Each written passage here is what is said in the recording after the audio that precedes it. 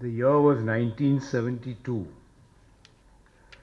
I was all of 17 years old, pursuing a BCom degree. I was traveling to Delhi for the first time with a friend. At that time, my father, who was a tax lawyer, was trying very hard, albeit unsuccessfully, to persuade me to join the legal profession after my studies. Since I was headed to Delhi, my father thought that if I met his friend Fali S. Nariman, who was at that time the additional Solicitor General of India, I would be influenced by his dynamic personality to pursue law. So my father wrote out a letter of introduction that I carried with me to Delhi.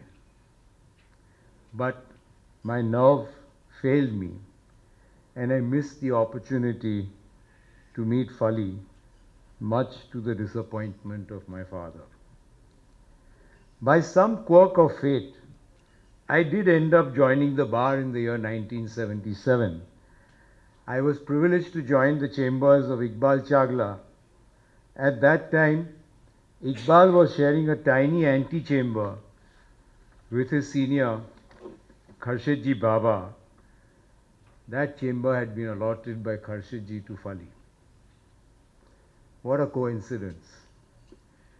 By May 1992, Fali had migrated to Delhi. He was, however, a frequent visitor to Mumbai.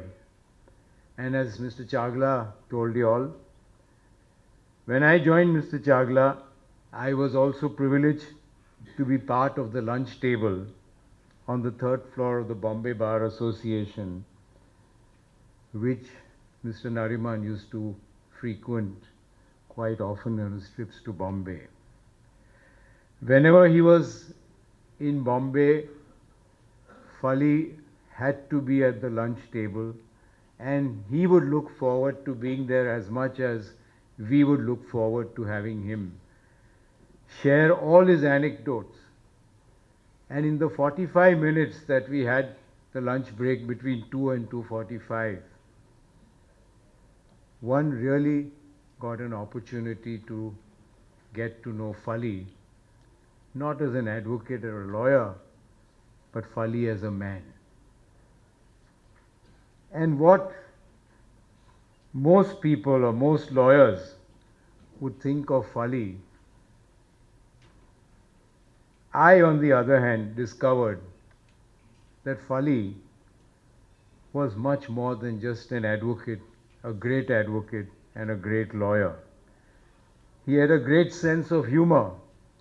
He was a great mimic. He was a great raconteur of stories.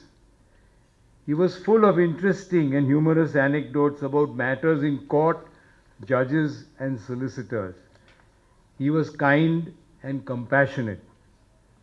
A Mrs. Gracious, who ran a small canteen and who was widowed, was the biggest beneficiary of his compassion. Whenever there was a meeting requisition in the Bombay Bar Association to replace her, Fali would appeal to the members and the resolution would be dropped. Fali took his profession very seriously, but never took himself seriously. One trait that stood out about him was that he hardly ever spoke about his own cases, or as most of us are wont to do as lawyers, I said this to the judge, I said that to the judge. You would never hear it from the mouth of Fali Nariman, even though he may have argued the most seminal cases. Another striking feature of his personality was that I never heard Fali speak ill about anyone, either at the bar or otherwise. As long as he was around at the lunch table, you would only hear the sound of loud guffaws and laughter from all of us seated around him from time to time. There was never a serious or a dull moment. And yet virtually, as if the stage lights had been turned off, come 2:45, and Fali would become Fali Nariman, the most formidable lawyer and advocate, and in a trice he would be gone, rushing down to the High Court library or to the courts. In the course of his visits to Mumbai, Fali gave me three invaluable pieces of advice. The first, always pay your taxes and sleep well. This advice he gave me despite the fact that Fali himself would have paid tax at the highly extortionate rate of tax, personal income tax of 97.75% prior to 1975. The second thing he told me was never refuse a brief before any court, tribunal, or administrative authority. And in his trademark booming voice, he would say, remember, the smaller the man, the greater the ego. That's where you learn to deal with judges. The third piece of advice was never underestimate the importance of pleadings.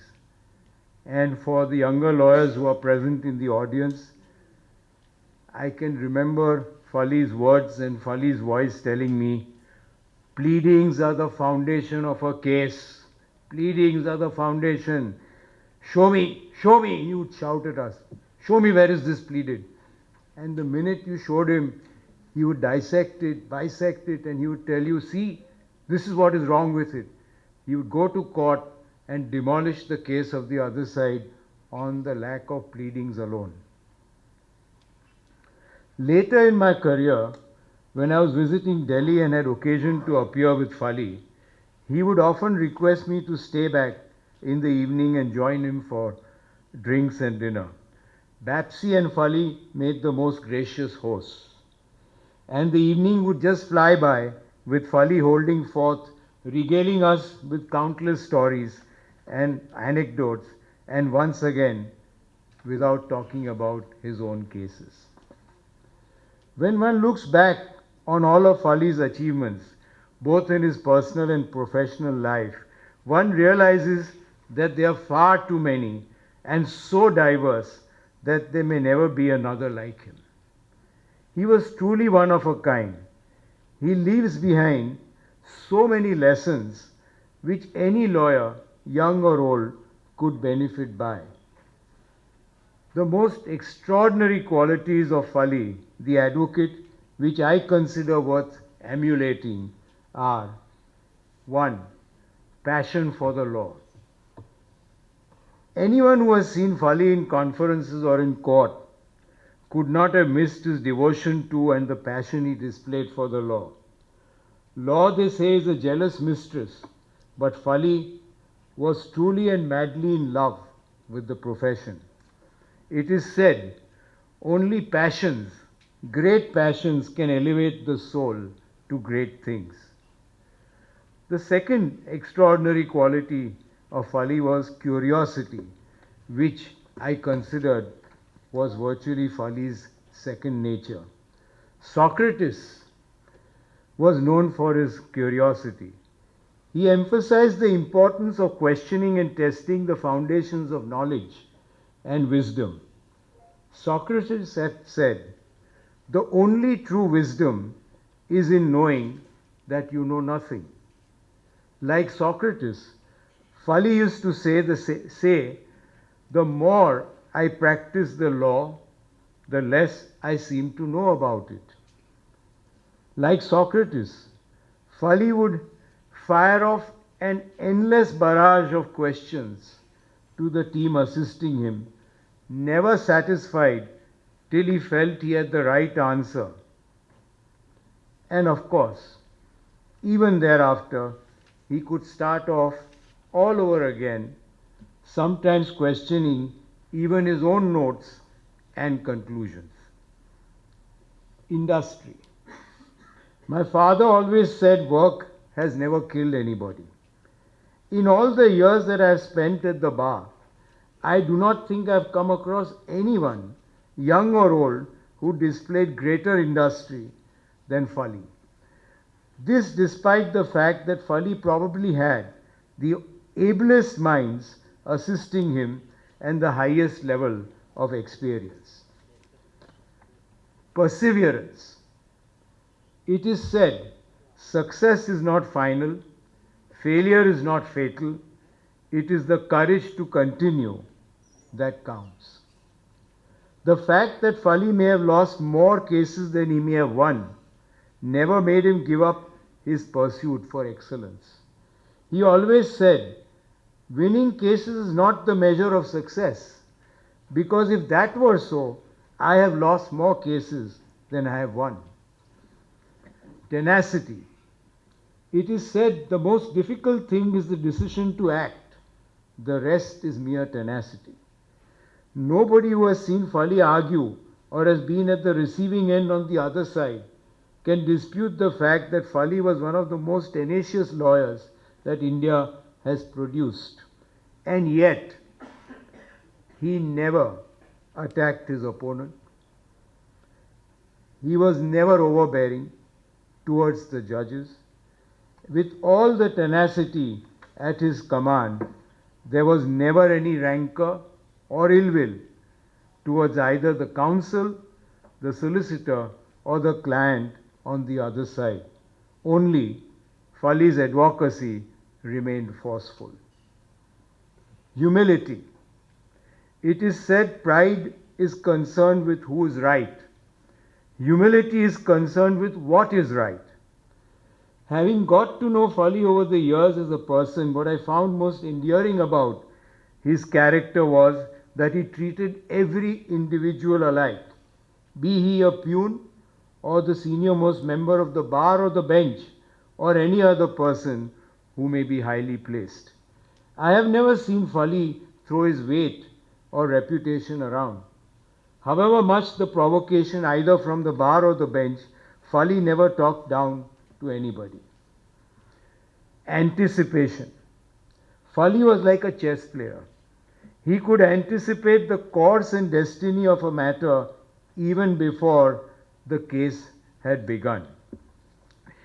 He was not only a mind reader, but could also read the lips of judges, which put Fali far ahead of his rivals.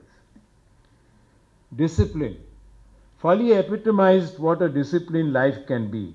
In mind, body, and soul, he led an extremely disciplined life. Whether it was food, drink, exercise, or work, it was always well regulated. Fali believed in the adage that when you work, and when you play. He never mixed the two. He never believed in resting on his laurels. He never let his success slow him down, nor did he forsake his disciplined life.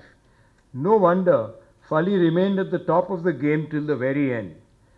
It is the discipline which not only catapulted Fali to the top, but by continuing to lead a disciplined life throughout his career, he was able to maintain that position for more than 4 decades.